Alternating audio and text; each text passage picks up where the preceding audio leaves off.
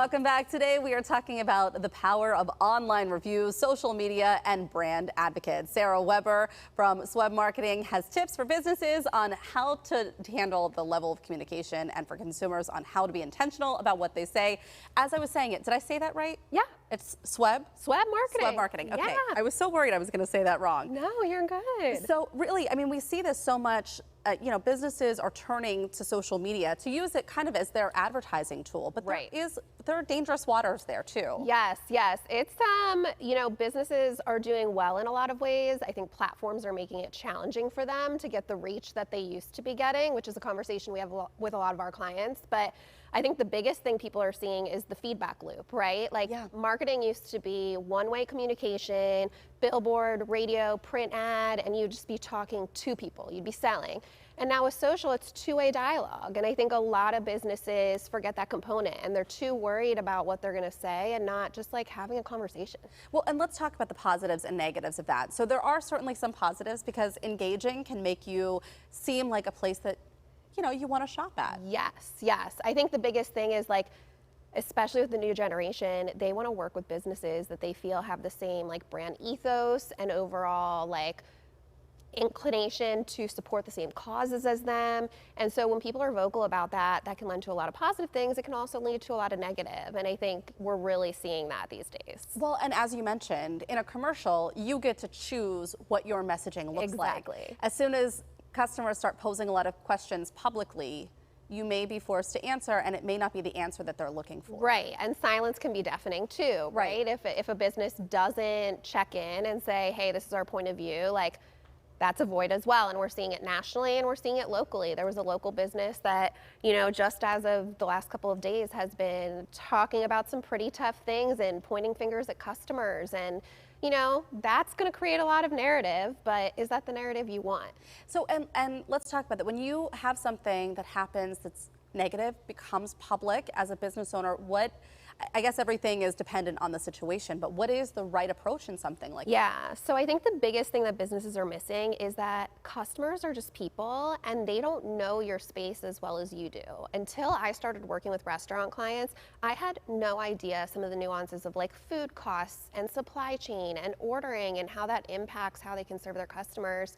And I think the interesting thing is sometimes you just need to educate people. Yeah. If a mess is left, tell people why that's challenging for your staff. If food costs are high, explain that to them. If you're hearing a lot of chatter, just say listen, chicken used to be $2 and now it's $6.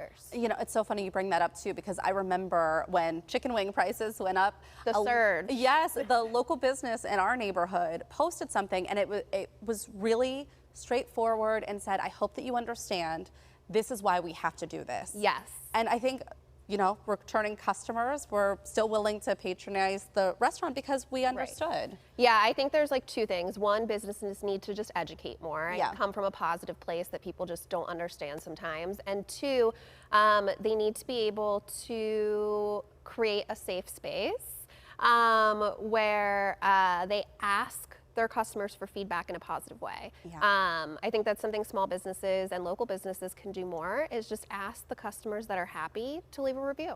And that is a big point, because I think a lot of times, even here in this business, the emails that we get oftentimes are negative because people, when they're unhappy, will take more time out of their day to let you know than if they are happy. Yes, and almost every single one of our clients, whether it be a professional service or a restaurant, they say, we would much rather you just ask to speak to the GM or speak to an authority to express kind of your negative sentiment. Give them the chance to write it first. Right. I think that's the challenge too, is if food costs are high, if service isn't bad, and you're just going to Yelp, a GM at a restaurant is going to be this is just a disgruntled person, right? Yeah. Or hey, who was their server? I wish I could give them some feedback. Right. So that's a whole other element as well. Well, and I've seen that too. I'm sure a lot of people have on Yelp, where you see one of the managers of the establishment writing in saying, hey, just let us know. We're happy to help you out with this experience. But it's they never asked for it before posting their review. Right.